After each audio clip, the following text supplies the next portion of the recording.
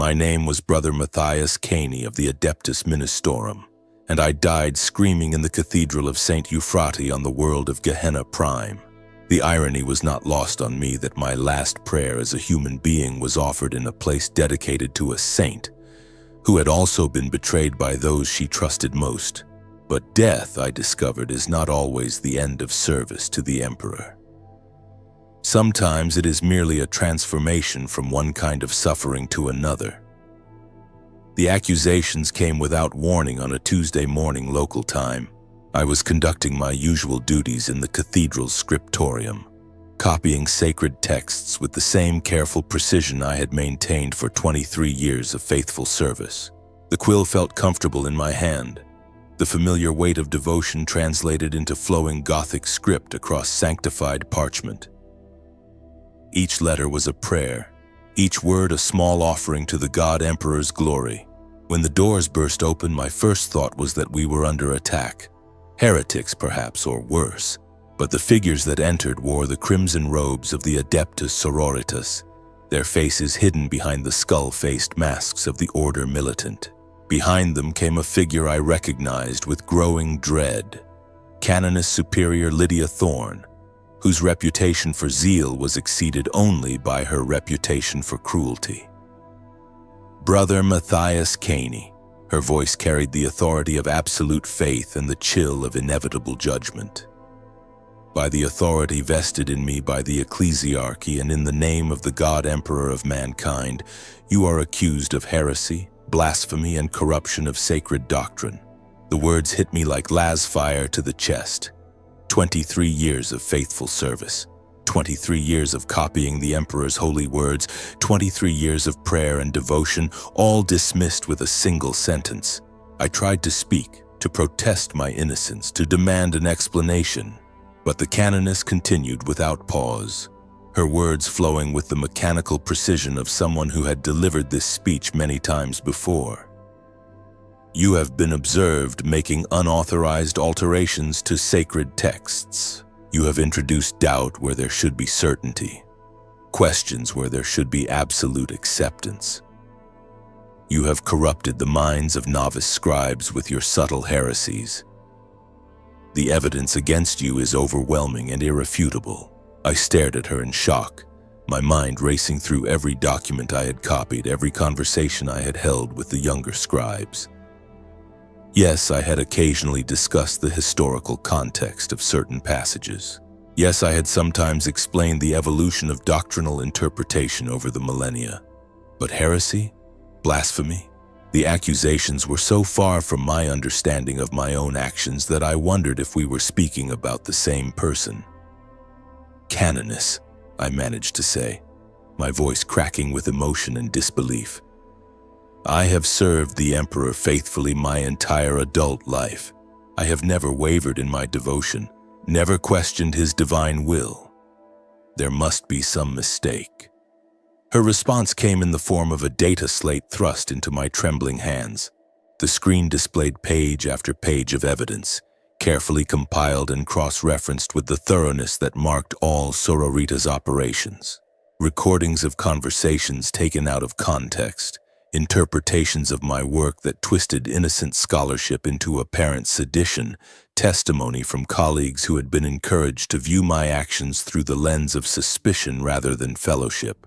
The most damning evidence was a copy of an ancient text I had been working on, a pre-imperial manuscript that contained variant readings of certain foundational passages. In my margins, I had noted the differences between the ancient version and the current authorized text, along with brief historical commentary about when and why the changes had been made.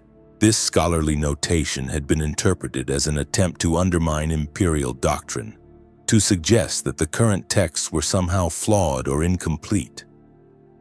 Looking at the evidence through the eyes of a zealot, I could see how my actions might appear suspicious. But I had never intended any heresy. I had simply been doing my job as a scholar and scribe, preserving knowledge and understanding the historical development of our sacred traditions. The idea that this could be construed as an attack on the faith itself was so foreign to my thinking that I struggled to process it. Brother Caney, the canoness said, her voice carrying a note of what might have been pity if it had come from anyone else. Your intentions are irrelevant. The corruption of sacred doctrine is heresy regardless of the perpetrator's motivations. The doubt you have sown among the faithful cannot be undone by claims of good intentions. The trial, if it could be called that, took place immediately. No lawyer, no opportunity to prepare a defense, no time to gather witnesses who might speak to my character and devotion. The canoness served as both prosecutor and judge, presenting the evidence against me with methodical precision while I sat in stunned silence, trying to comprehend how my life's work had been transformed into proof of treachery. The other scribes who had worked alongside me for years were brought forward to testify. Some spoke reluctantly, their words carefully chosen to avoid implicating themselves while confirming the sororita's interpretation of my actions. Others seemed genuinely convinced that I had been corrupting them, their memories apparently altered by the suggestion that my scholarly discussions had been attempts at indoctrination rather than education.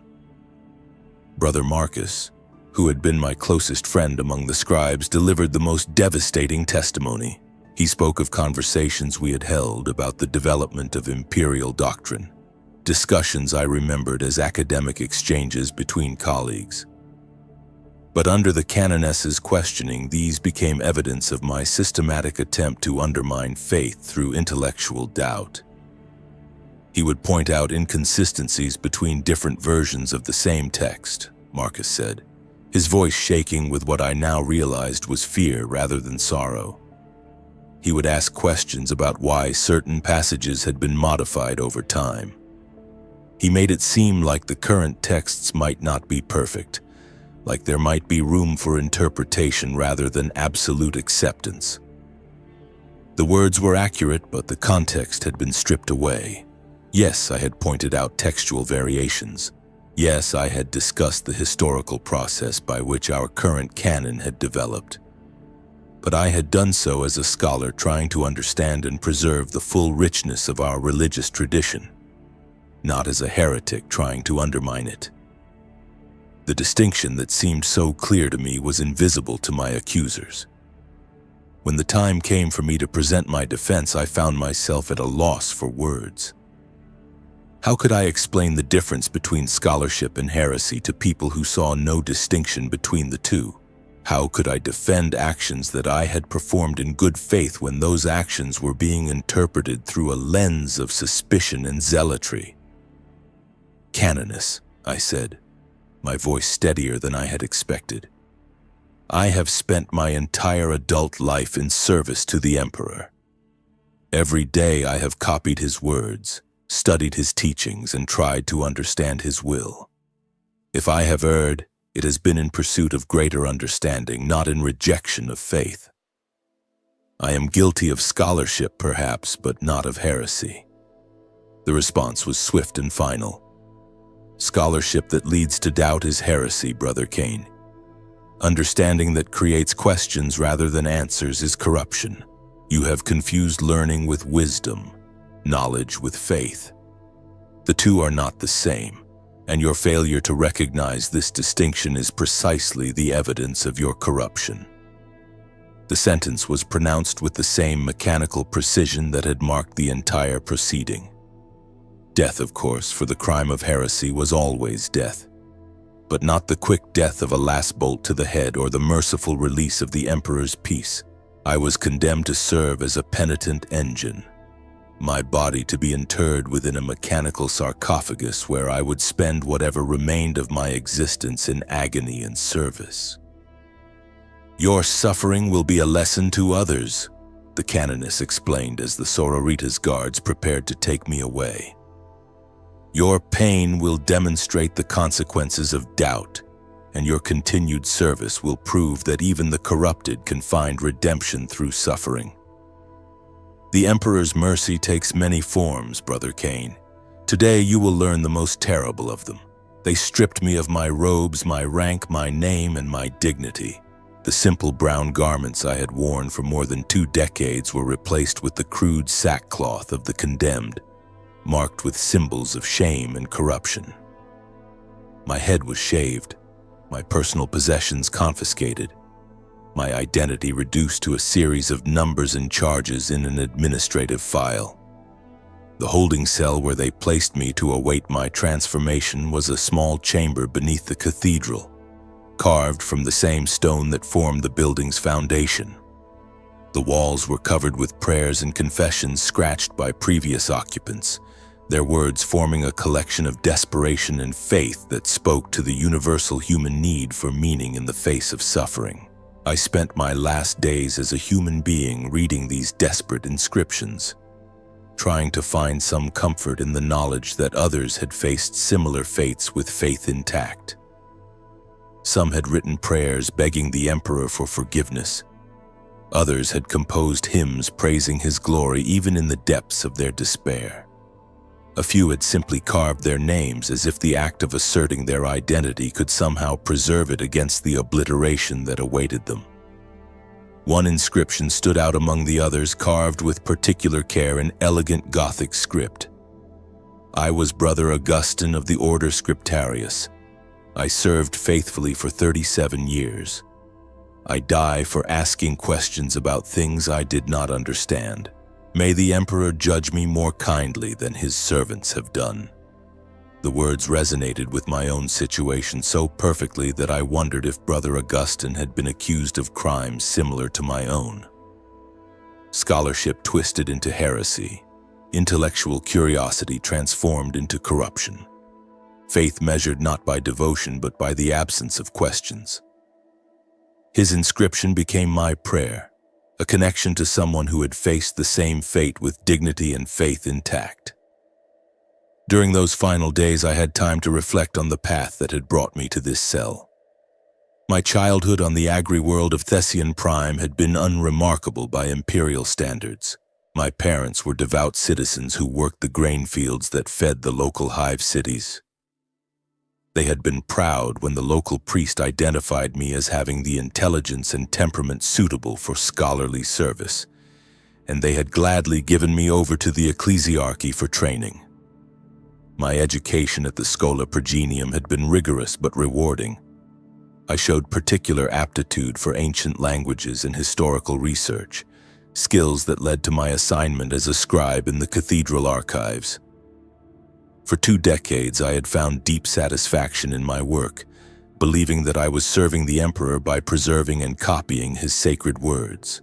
The transformation of my scholarly activities into evidence of heresy seemed impossible to comprehend. Every question I had asked had been motivated by a desire to better understand and serve the emperor's will. Every notation I had made in the margins of ancient texts had been an attempt to preserve historical context that might be lost. Every conversation with younger scribes had been intended to share knowledge and encourage rigorous thinking about our sacred duties. Yet somehow, all of this had been reinterpreted as corruption and treachery. The very qualities that had made me a competent scholar, curiosity, attention to detail, willingness to consider multiple perspectives, had been transformed into proof of my unfitness for continued service. I began to understand that I was facing something larger than personal persecution, something that threatened the very foundation of intellectual life within the Imperium. On my final morning as a human being, they came for me just after dawn. The guards were silent, their faces hidden behind the ceremonial masks that marked them as servants of the penitent ritual. They attached shackles to my wrists and ankles, not because I was likely to escape, but because the ceremony demanded it. Every aspect of the transformation process had been codified over millennia of practice, each detail carrying symbolic meaning about sin and redemption, suffering and service. The procession through the cathedral was deliberately public, designed to serve as both warning and education for the faithful. Citizens and clergy lined the corridors, watching in silence as I was led toward my fate.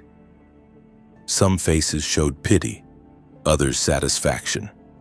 A few displayed the kind of morbid curiosity that draws crowds to public executions. But most showed nothing at all, the careful blankness of people who understood that too much sympathy for the condemned might be interpreted as sympathy for their crimes. As we walked, I found myself studying the architecture of the cathedral with new eyes.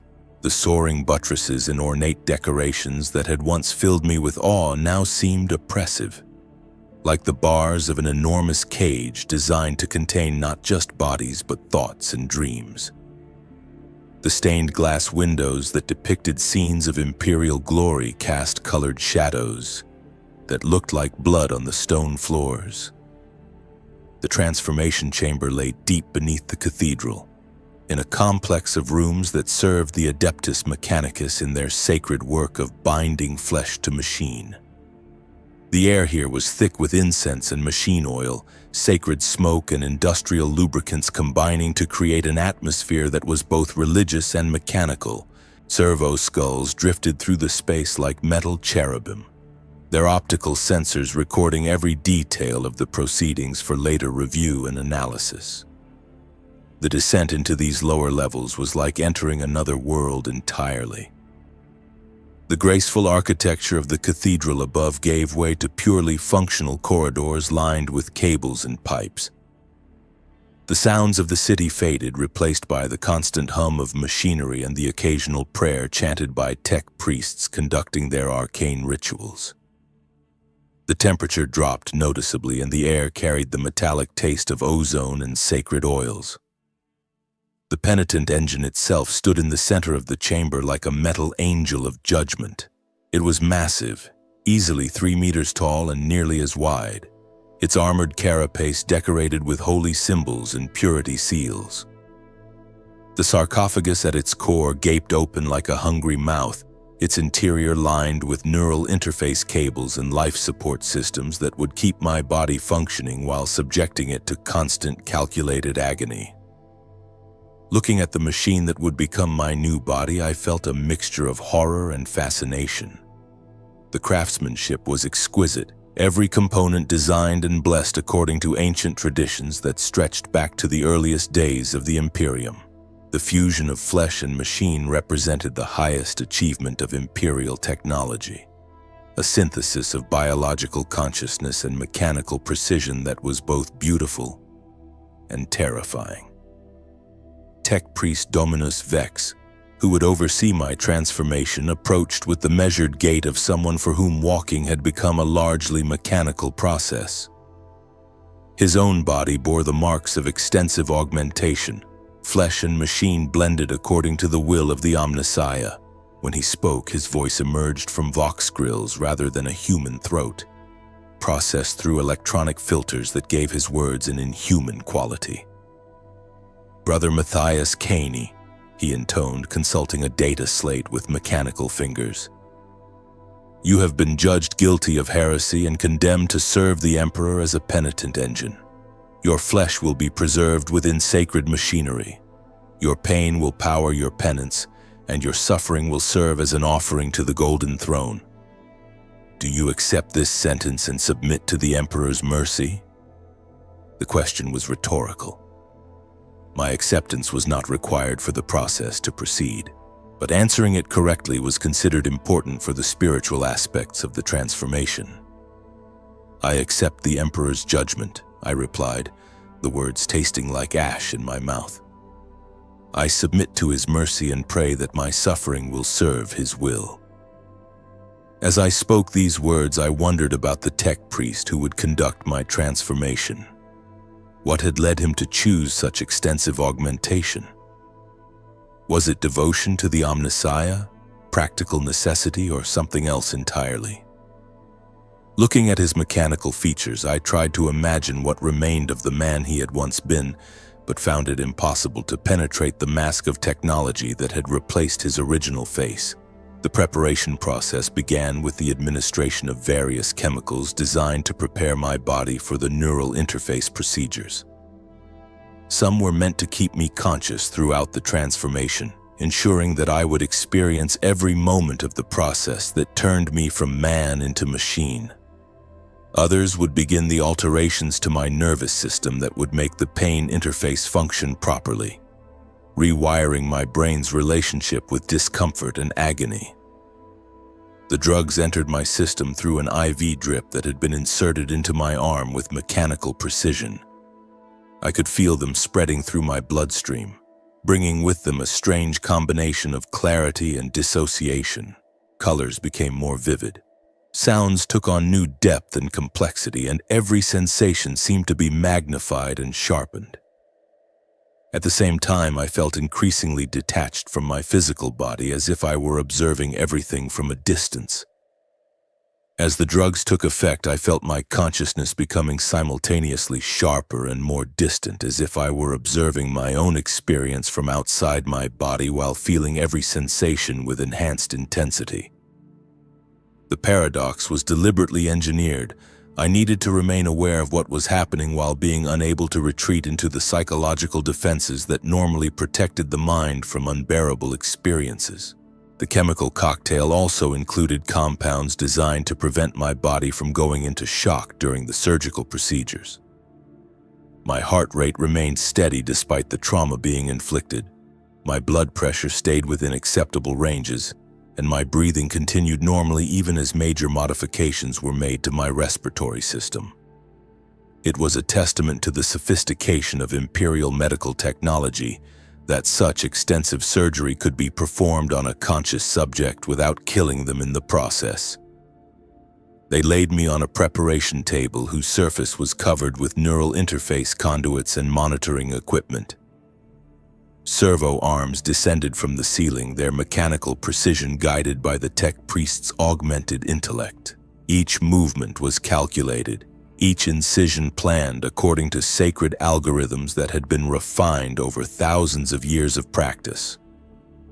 The table itself was a marvel of engineering, its surface conforming to my body's contours while providing access points for the various surgical procedures that would follow. Restraints emerged from hidden compartments to hold me in place, not with the brutal efficiency of a torture device, but with the careful consideration of medical equipment designed to prevent involuntary movement that might disrupt delicate operations. The first cuts were made with ceremonial knives blessed by the Adeptus Mechanicus, their blades designed to part flesh with minimal trauma while creating clean surfaces for the neural interface connections. I felt each slice with perfect clarity, the enhanced pain receptors ensuring that no detail of my suffering went unnoticed. But the psychological conditioning that accompanied the drugs prevented me from screaming, from begging, from displaying any of the natural human responses to such treatment. The sensation of the blades cutting through my skin was unlike anything I had ever experienced. It was not just physical pain, but a violation of the fundamental boundary between self and world, between inside and outside. Each incision felt like a small death, a progressive dismantling of the body that had housed my consciousness for 43 years. Yet the drugs ensured that I remained perfectly aware of every moment, unable to retreat into unconsciousness or shock. As the tech priest worked, he explained each step of the process with the clinical detachment of someone performing a routine procedure. His words were meant to serve as both education and psychological conditioning, preparing me for my new existence while ensuring that I understood exactly what was being done to my body and why. The neural interface cables will be integrated directly into your spinal column, he said as mechanical hands inserted the first of many connectors into my flesh. These will carry both sensory input and motor control signals, allowing the machine spirit of the Penitent engine to access your nervous system directly. The pain amplification matrix will ensure that every moment of your existence is marked by suffering appropriate to your crimes. The cables were thick as my thumb, their surfaces covered with microscopic connectors that would bond with my nerve tissue at the cellular level. As they slid into position, I could feel them spreading through my body like metallic roots, each branch finding its way to major nerve clusters and establishing connections that would last for the remainder of my existence.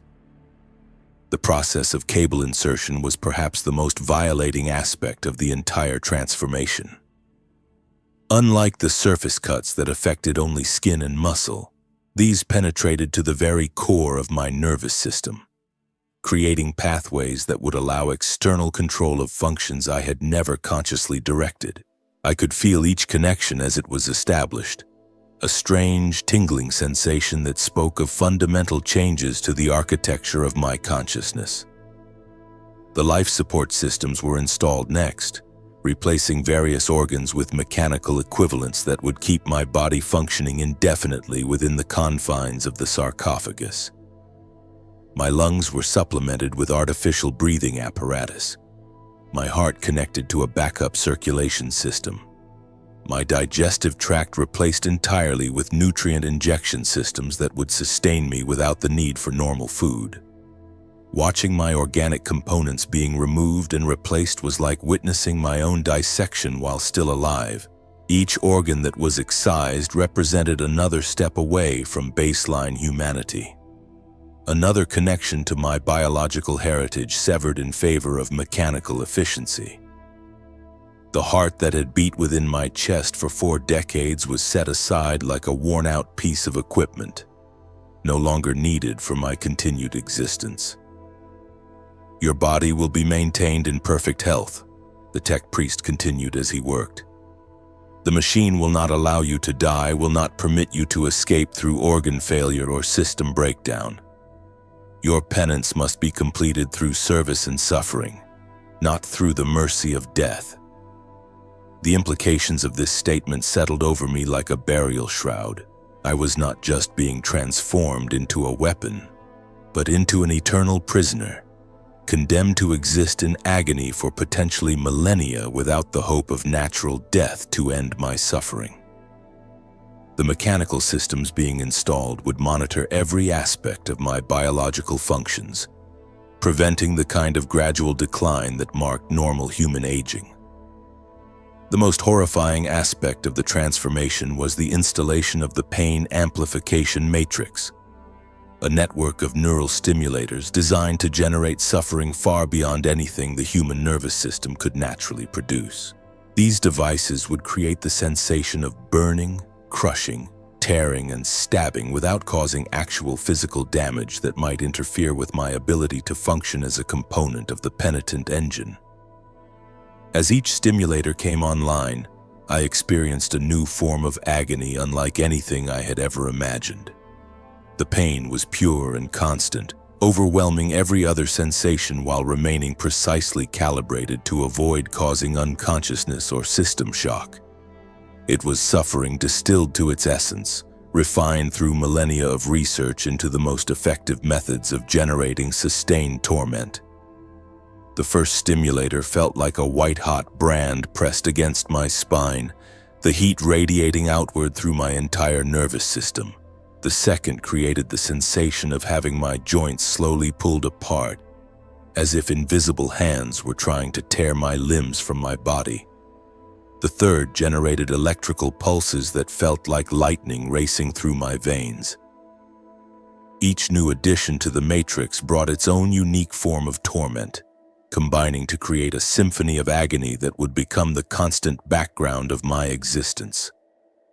The psychological conditioning that accompanied the pain was perhaps even worse than the physical sensation itself.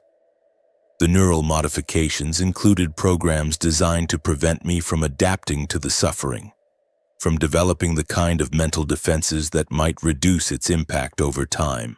Each moment of agony would feel as fresh and overwhelming as the first, ensuring that my penance would never diminish through familiarity or acceptance. This aspect of the system was particularly insidious because it violated one of the most fundamental aspects of human psychology: our ability to adapt to adverse conditions. Under normal circumstances, even the most severe pain becomes bearable over time as the mind develops coping mechanisms and the nervous system adjusts its sensitivity. But the pain amplification matrix was designed to prevent this natural adaptation, trapping me in a state of perpetual acute suffering. When the physical modifications were complete, they began the process of installing me within the Penitent engine itself, The sarcophagus closed around my transformed body like the coffin it essentially was, sealing me inside a tomb of metal and machinery that would serve as both my prison and my new form. The life support systems engaged with mechanical precision, their indicators confirming that all biological and technological functions were operating within acceptable parameters. The sensation of being sealed within the sarcophagus was claustrophobic beyond description. Despite the enhanced sensory capabilities that came with the neural interfaces, I felt incredibly confined, trapped within a space barely larger than my own body.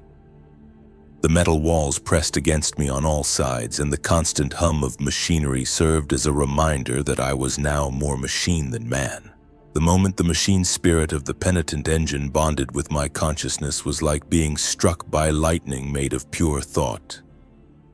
Suddenly, I was no longer just Matthias Kane trapped inside a mechanical shell. I was the shell itself, my awareness expanding to encompass sensors and weapon systems, mobility servos, and armor plating.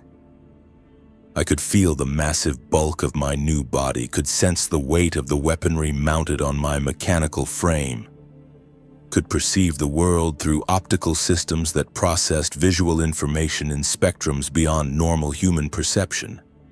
The expansion of consciousness that came with the machine-spirit bonding was simultaneously exhilarating and terrifying.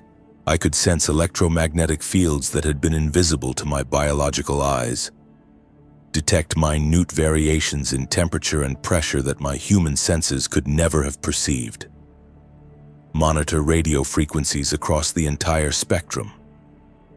It was like suddenly developing supernatural abilities, except that each new sense was filtered through the pain amplification matrix that turned every input into another source of torment.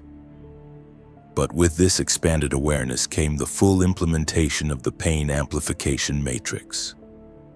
Every sensation was filtered through layers of suffering that transformed even neutral inputs into sources of agony.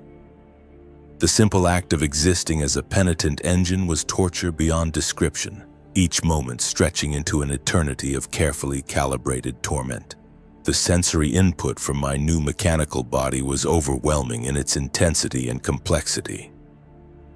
I could feel every bolt and rivet in my armored shell, sense the flow of coolant through my weapon systems, monitor the charge levels of my power cells.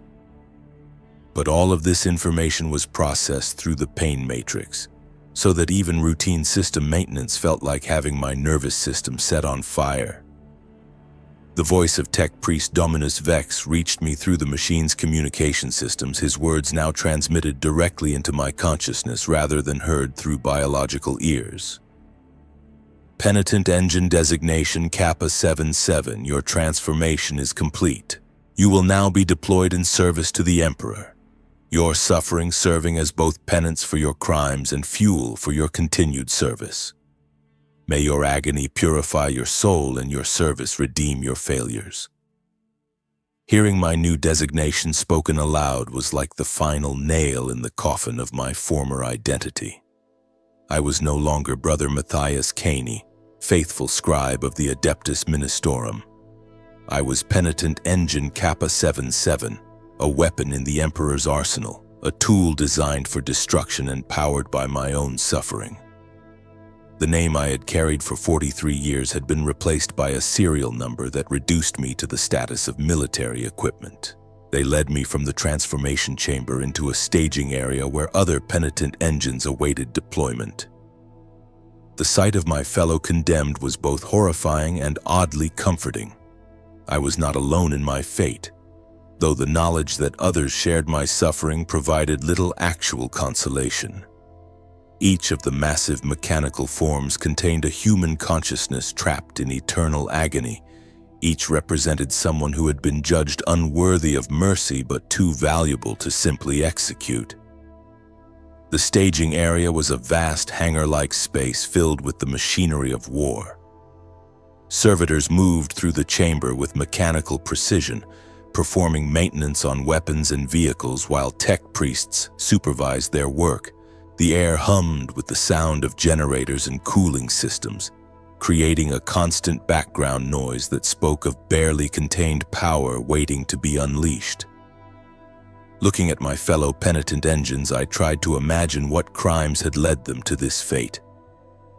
Some showed signs of having been warriors before their transformation, their mechanical forms still bearing the scars of old battles. Others seemed to have been civilians like myself, their equipment lacking the specialized modifications that marked veteran soldiers. All of them shared the same terrible stillness, standing motionless in their assigned positions while the pain amplification matrix did its work. The first mission came within hours of my transformation. Heretic forces had been detected in the lower levels of the Hive city, and penitent engines were considered ideal for the kind of close-quarters combat that would be required to root them out. We were loaded into drop pods with the same mechanical efficiency that marked all Imperial military operations, our massive forms secured within crash restraints designed to survive orbital insertion. The preparation for deployment was conducted with military precision, but I could sense an undercurrent of unease among the tech priests and servitors who handled us. There was something unsettling about working with penitent engines, a recognition that we represented a fundamental violation of the boundary between human and machine.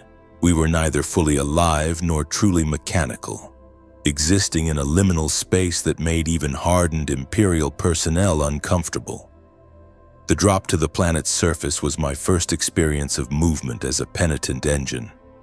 Every vibration of the descent pod was amplified into spikes of agony that shot through my mechanical nervous system. The simple act of acceleration felt like being crushed and torn apart simultaneously, while the changes in orientation sent waves of vertigo pain washing through my consciousness.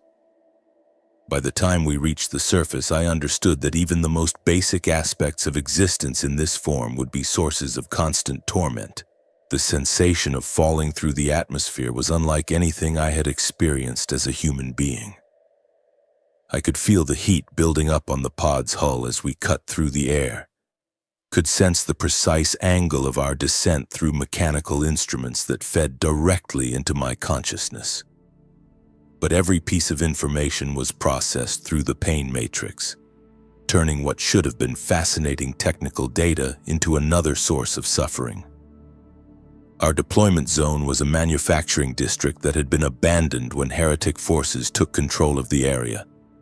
The buildings stood empty and dark, their broken windows like dead eyes staring down at the streets where we made our landing. Intelligence reports suggested that the enemy was using the industrial facilities as a base for ritual activities, though the exact nature of their operations remained unclear. The landscape that greeted us upon landing was a testament to the collapse of Imperial authority in this sector. Streets that should have been filled with workers heading to their shifts were empty except for scattered debris and the occasional burned-out vehicle. The massive industrial complexes that had once provided employment for millions now stood silent. Their assembly lines stopped and their forges cold. The canoness who commanded our deployment spoke to us through the tactical communication network, her voice reaching directly into our machine-enhanced consciousness. Penitent engines, you will advance into the target zone and eliminate all heretic forces encountered. Your suffering will fuel your righteous fury, your agony will power your weapons, your pain will be transformed into the Emperor's vengeance. Show no mercy, for you have received none. Her words carried the weight of absolute authority, transmitted through control systems that made disobedience literally impossible. As she spoke, I could feel compulsions building within my consciousness, imperatives that would drive my actions regardless of my personal feelings about the mission. The behavioral programming that controlled penitent engines left no room for moral qualms or tactical disagreements. Moving through the streets as a penitent engine was an experience unlike anything my human existence had prepared me for. Each step sent shockwaves of pain through my mechanical frame. The impact of my massive weight against the ground translated into spikes of agony that radiated from my feet to my consciousness. The servo motors that powered my movement created their own forms of torment, each mechanical adjustment generating sensations of being stretched and compressed beyond endurance. The simple act of walking had become a complex orchestration of suffering. Every movement required the coordination of dozens of mechanical systems, each one monitored by sensors that fed information back to my consciousness through the pain amplification matrix. I could feel the hydraulic pressure in my leg actuators, the electrical current flowing through my motor servos, the heat generated by friction in my joint assemblies. All of this data was vital for maintaining mobility, but experiencing it through the lens of constant agony made every step an act of will. But the worst aspect was the constant awareness of what I had become. I could feel the weight of the weapons mounted on my frame, the massive chain weapons and flame projectors that I would soon use to destroy other human beings. I understood that my role was not just to kill in the Emperor's name, but to serve as a walking symbol of his justice, a demonstration of what happened to those who questioned his will. The weapon systems integrated into my new body were marvels of Imperial technology, each one a masterpiece of destruction designed to eliminate enemies of the faith with maximum efficiency. The twin-linked heavy flamers mounted on my arms could reduce a human being to ash in seconds, while the massive chainsaw blade that served as my primary melee weapon could cut through armored doors as easily as flesh and bone. But experiencing these capabilities through the pain amplification matrix meant that every weapon system activation felt like having my limbs set on fire.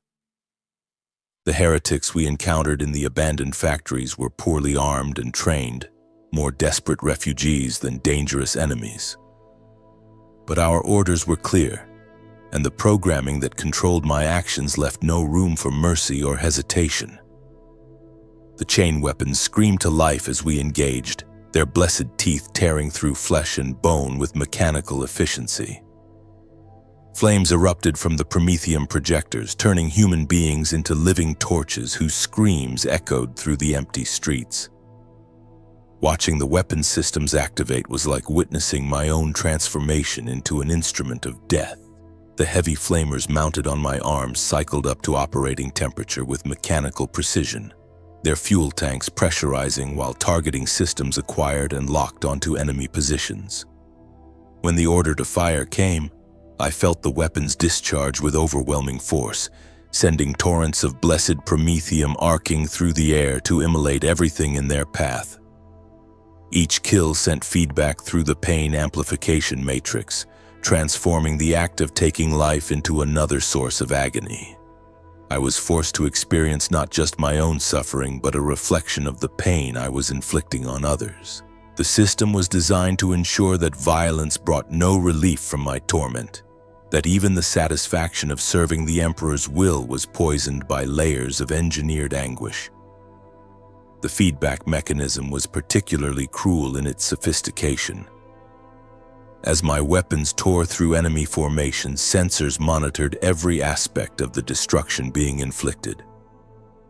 The heat signatures of burning bodies, the impact patterns of high-velocity projectiles, the biological markers of pain and fear.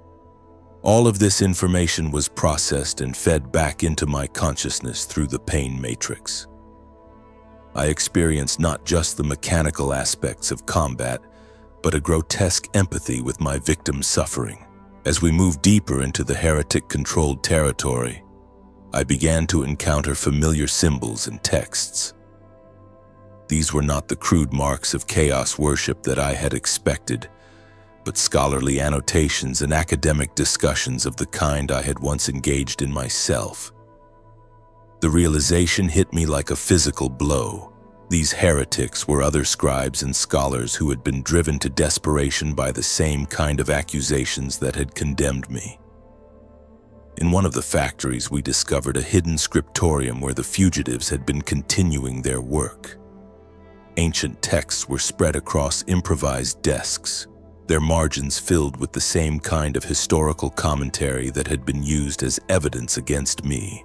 I recognized some of the handwriting, colleagues from other institutions who had vanished over the years, presumed dead but apparently living in hiding while pursuing the scholarship that had marked them for persecution.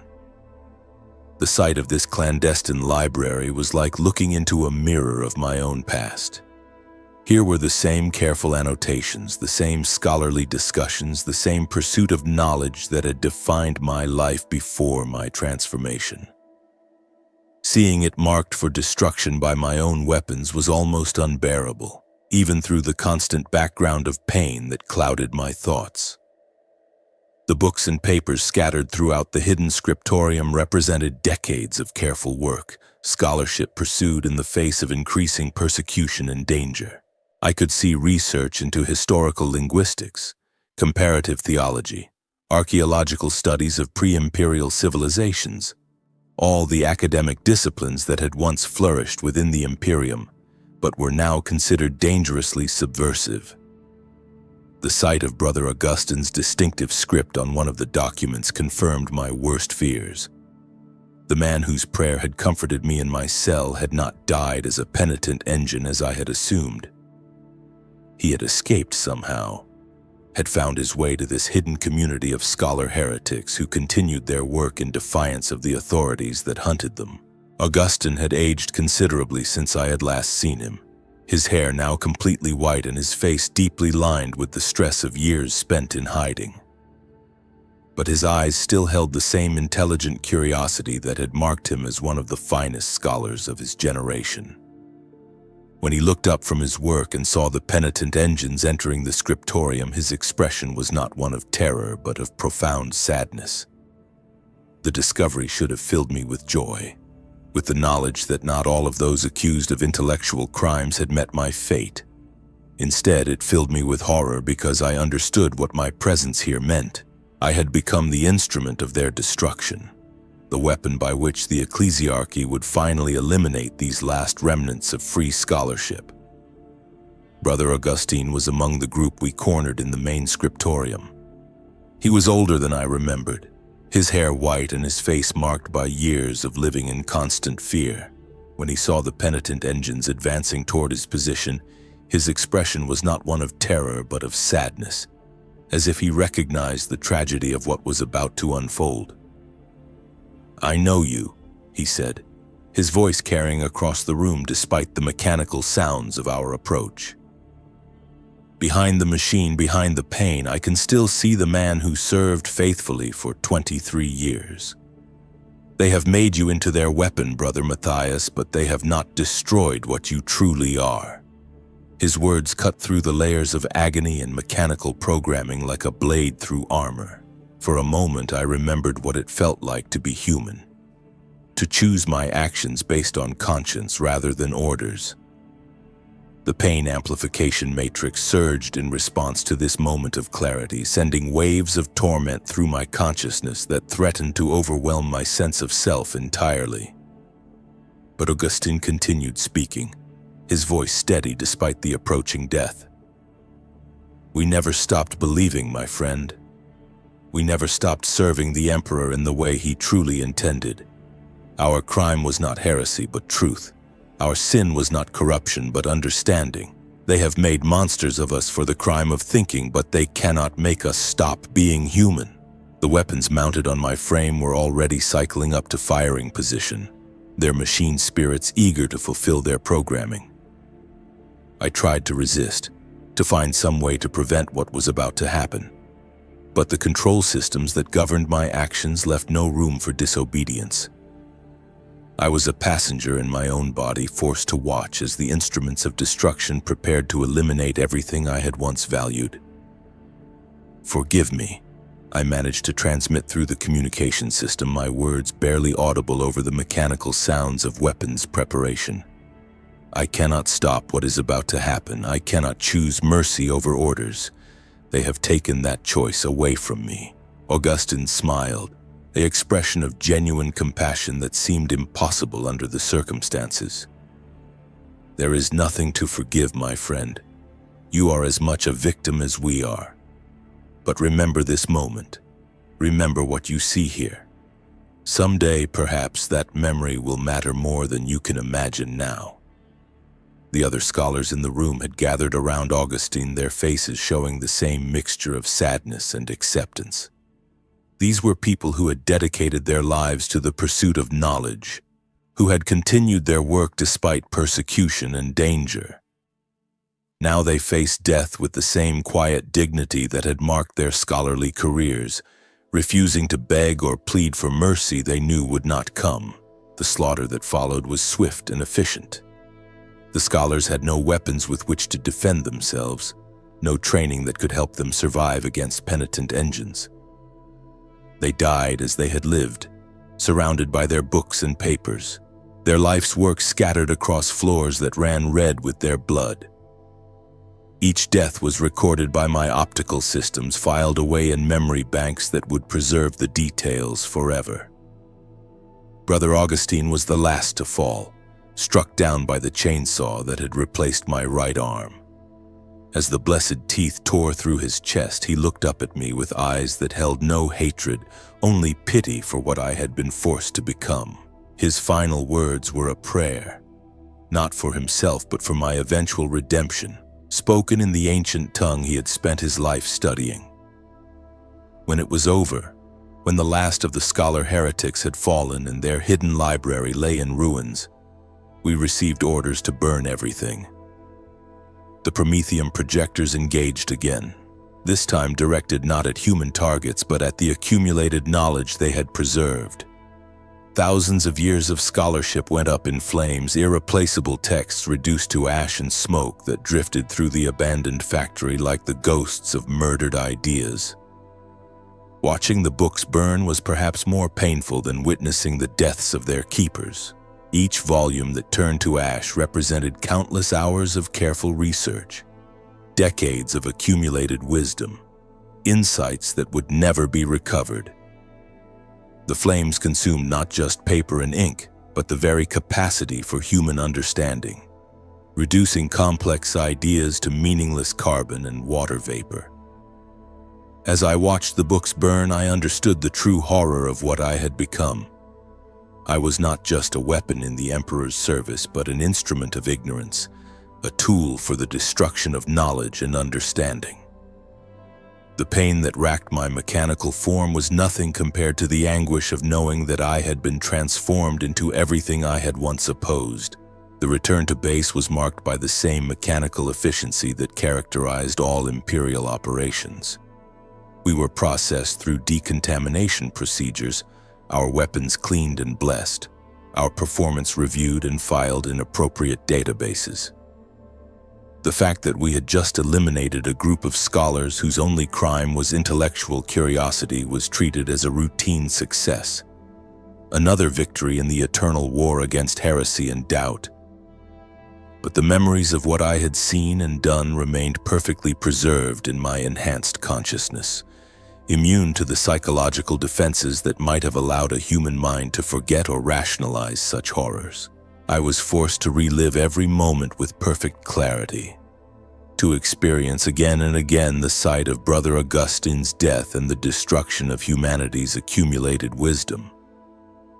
The debriefing process was conducted by tech priests who analyzed every aspect of our performance with mechanical precision. They reviewed targeting data, ammunition expenditure rates, movement patterns, and tactical efficiency with the same clinical detachment they might bring to evaluating industrial equipment. That we had just participated in the destruction of irreplaceable knowledge was irrelevant to their calculations. The years that followed brought an endless succession of similar missions. Penitent engines were deployed wherever the ecclesiarchy needed a combination of overwhelming firepower and symbolic terror. We became the iron fist of orthodoxy, crushing dissent and enforcing conformity through calculated brutality. Each mission added new memories of destruction to my consciousness, new scenes of slaughter that would play endlessly through my awareness. Some of our targets were genuine threats, chaos cultists whose corruption posed real danger to Imperial citizens, alien infiltrators whose presence contaminated human space, criminals whose actions demanded violent response. But others were like the scholars we had killed on that first mission. Ordinary people whose only crime was thinking thoughts that the authorities found uncomfortable. I began to understand the systematic nature of what we were doing. The ecclesiarchy had determined that independent thought itself was the enemy, that knowledge and learning posed a greater threat to the Imperium than any external foe. We were not fighting a war against chaos or aliens, but against the very capacity for human beings to think for themselves. The pattern became clear as I accumulated more and more missions, more and more memories of destruction. Libraries burned across 100 worlds. Schools closed by order of the canonesses. Teachers executed for asking the wrong questions. Students disappeared for showing too much curiosity. The great universities that had once been the pride of imperial civilization were being systematically dismantled, their faculties purged, their collections destroyed. As decades passed into centuries, I watched entire sectors of human space descend into intellectual darkness. Worlds that had once produced great thinkers and innovators now turned out only fanatics and zealots. Their populations trained to respond to complexity with violence rather than curiosity. The accumulated knowledge of millennia was being reduced to simple slogans and ritual responses. The transformation was so gradual that most people didn't notice it happening. Each individual act of censorship seemed reasonable in isolation. Each book burning appeared justified by the need to prevent heretical thinking. But taken together, they amounted to the systematic elimination of human intellectual achievement, the reduction of our species to a state of willful ignorance.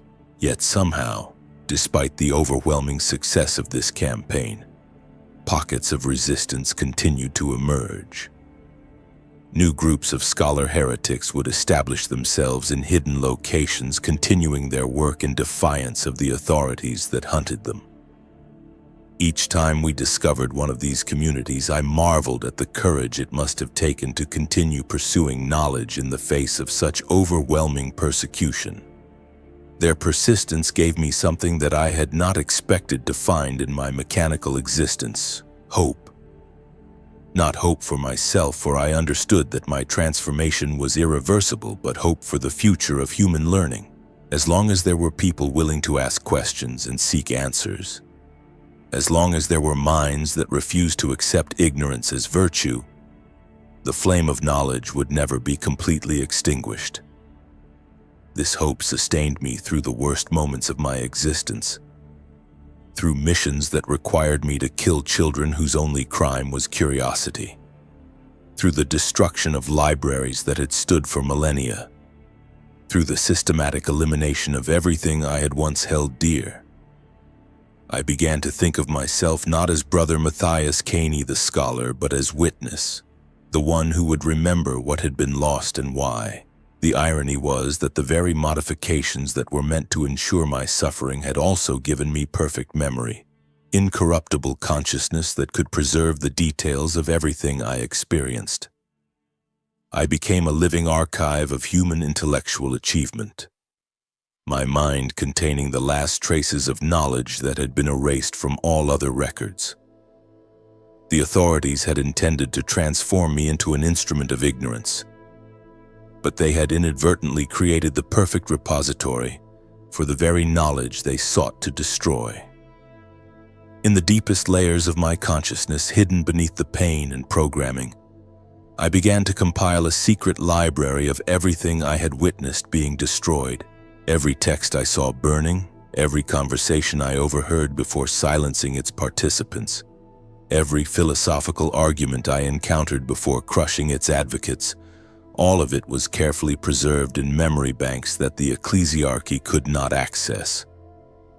The process of creating this hidden archive became a form of resistance, a way of fighting back against the forces that sought to reduce humanity to ignorance. Each book I saved in my memory was a victory against the campaign of intellectual destruction. Each preserved conversation was a small rebellion against the tyranny of orthodox thinking. I told myself that someday, somehow, this hidden knowledge might prove valuable. Perhaps future generations would rediscover the hunger for learning and would need guidance in rebuilding what had been lost. Perhaps the current age of enforced ignorance would eventually pass, giving way to a new era of intellectual freedom. The possibility was remote, almost infinitesimal, but it was enough to give meaning to my continued existence. The realization that I had become something my creators never intended brought a strange form of satisfaction that even the pain amplification matrix could not completely suppress. They had made me into their weapon, but they had also made me into their enemy. Every moment I existed was an act of defiance. Every memory I preserved was a victory against the forces of ignorance they represented. As the years continued to pass, I began to notice changes in the nature of our missions. The scholar heretics we encountered were becoming more sophisticated in their methods, more successful at avoiding detection. They had learned from the fate of previous communities, developing better security procedures and more effective methods of preserving their work. Some had even begun to fight back, turning their intellectual skills toward the problem of resisting persecution.